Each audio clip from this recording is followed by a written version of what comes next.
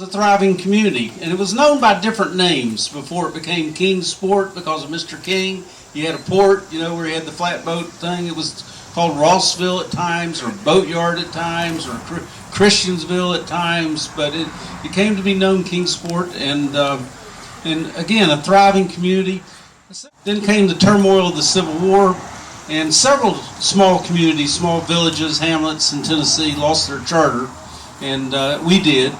And so we got resurrected, I guess you could say, on the 2nd of March. The 2nd of March, 1917 would have never happened, in my opinion, if we hadn't had all the hardy pioneers who came here starting in 1775 and then eventually getting incorporated in 1822 and going on from there.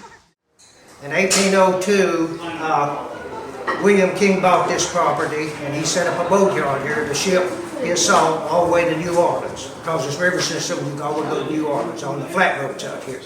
And then after that, the people of this area, it was a big business, they would ask to be incorporated in 1822. And Kingsport is it's a two-charter town. It's not a two-red light town or two-horse town. It's a two-charter town. In the fact that the first charter here, this is a copy of the charter from Tennessee Library in Nashville, original the bill, and a charter is a state law or a bill that people request to be incorporated, or it's an incorporation. So the first incorporation was in 1822. That was our first charter.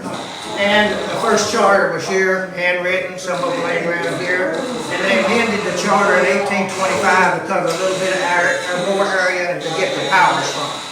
So a city charter is a law that's been passed. It goes from a bill to law, and the law was in 1822 when it was first chartered.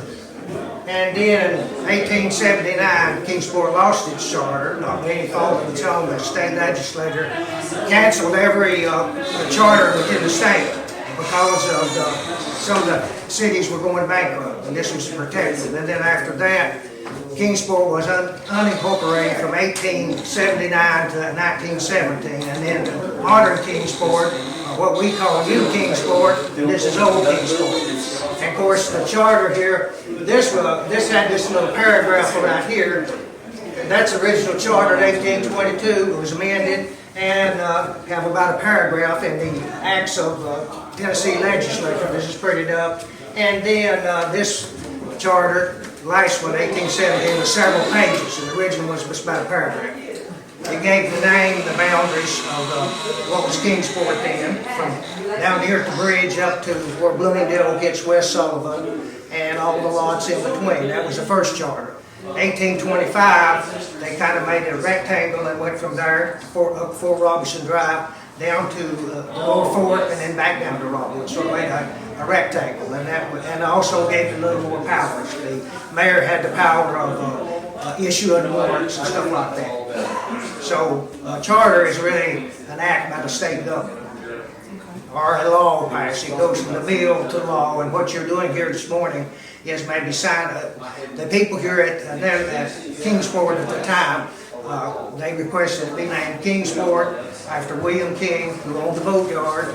He had a river port here. It's been called King's Landing, King's Boatyard, and that's where we get the name Kingsport. And then, like I said, this area wasn't incorporated by the City of Kingsport until 1963. And of course, that's back in 1917, hence we had New Kingsport and Old Kingsport. And whereas the Netherland Inn was the site of the signing of the petition to charter, and whereas in the past 200 years, our city has transformed from a small settlement of workers on the banks of the Holston River to a thriving modern community of over 55,000 residents, and whereas the Netherland Inn has withstood the passage of time and stands today as a marker of this period of Kingsport's early history, and whereas today's anniversary celebration is a reminder of how far our city has come in the past 2 centuries and how much it can grow in the years to come. Now therefore I, Patrick W. Scholl, Mayor, City of Kingsport, and on behalf of the Board of Mayor and Aldermen of the city, do hereby proclaim August 20th, 2022 as Kingsport's charter bicentennial in the city of Kingsport and encourage appropriate recognition thereof, signed by me, Patrick W. Shaw, Mayor.